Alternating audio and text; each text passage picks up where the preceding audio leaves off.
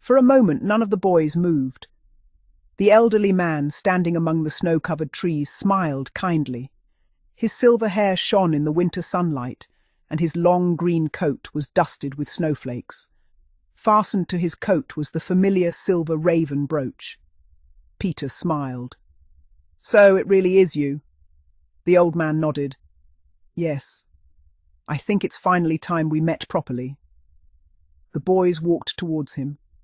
Miss Ashcombe appeared beside Peter, her face lighting up with surprise. "Thomas." The old man bowed respectfully. "Good afternoon, Miss Ashcombe. It has been a very long time." She smiled warmly. "Far too long." David looked from one to the other. "You know each other?" Miss Ashcombe laughed softly. "Very well. When Thomas first came to Haydn, he was younger than all of you." Thomas smiled at the memory.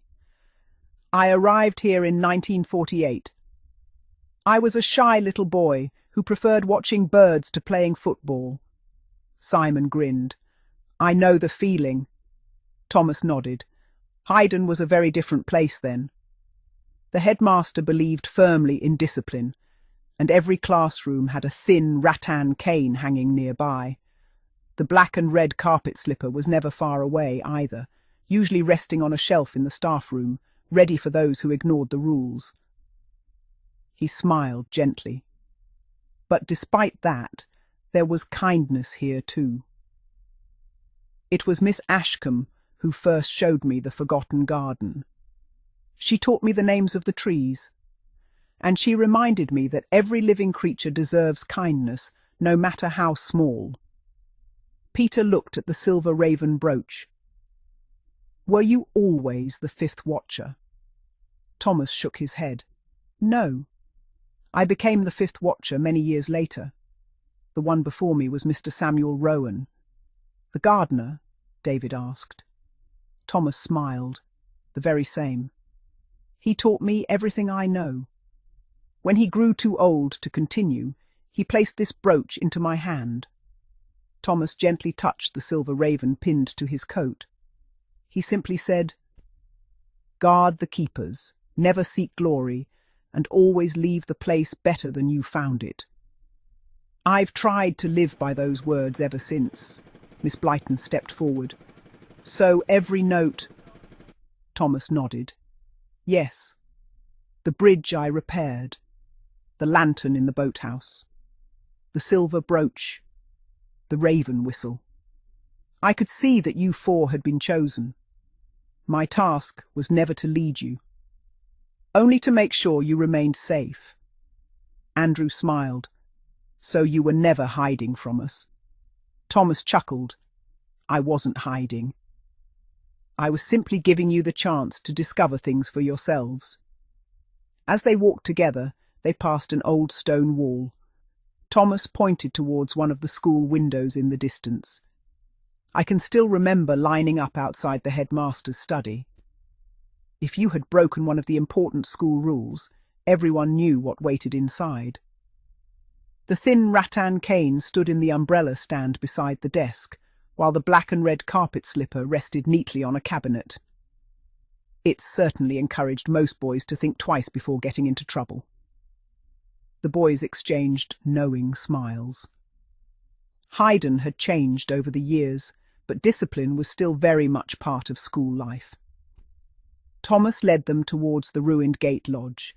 He gently lifted the brass raven knocker. The old oak door creaked open.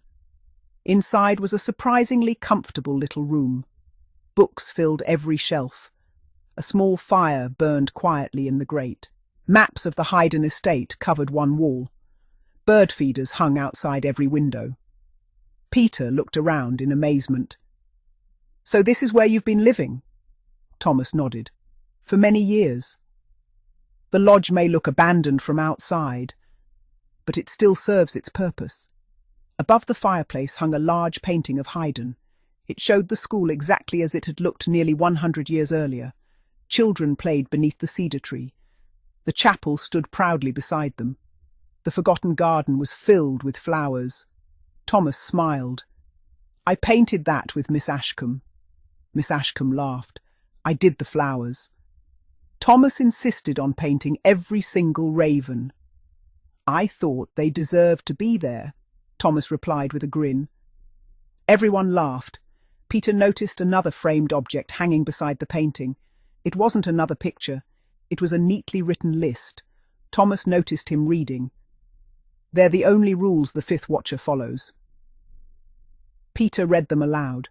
Protect without seeking praise. Listen more than you speak. Help quietly whenever possible. Respect every living thing. Keep the school's stories alive. Teach only those willing to learn. Leave hope wherever you go. David smiled. They're good rules. Thomas nodded. They've served Haydn well. Miss Blyton looked thoughtfully at the list. They're rather better than some of the rules in the old school handbook. Thomas laughed. I remember that handbook. It contained pages about polished shoes, tidy dormitories and proper manners. And of course, several reminders about the consequences of serious misbehaviour. The cane and the slipper appeared in those pages almost as often as the timetable. Even so, he smiled kindly. Good teachers always knew that guidance and fairness mattered far more than punishment. As evening approached, Thomas handed Peter a small wooden box. I've been keeping this for many years. Peter carefully opened it. Inside lay 4 beautifully polished badges carved from English oak.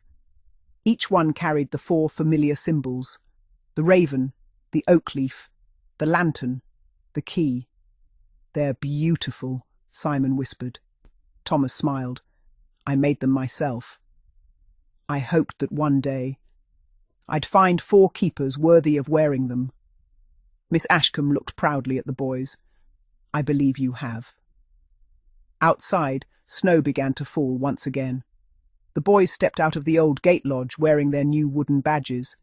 Peter looked back towards Thomas. Will we see you again? The old guardian smiled. Oh, yes. I've spent my whole life watching over Haydn. I've no intention of stopping now. As Peter, David, Simon, Andrew and Miss Blyton walked back towards the warmly lit school, the evening bell echoed across the snowy grounds. The dormitories were beginning to fill as boys returned before lights out, each hoping to avoid the attention of the duty staff and any lecture that might follow. Thomas watched them disappear into the distance. A raven landed gently upon his shoulder. He stroked its feathers with a smile. Another generation begins, he whispered. Far across the snow-covered grounds, the lights of Haydn glowed warmly against the winter sky. The ancient school seemed to welcome home not only its pupils, but every story still waiting to be told,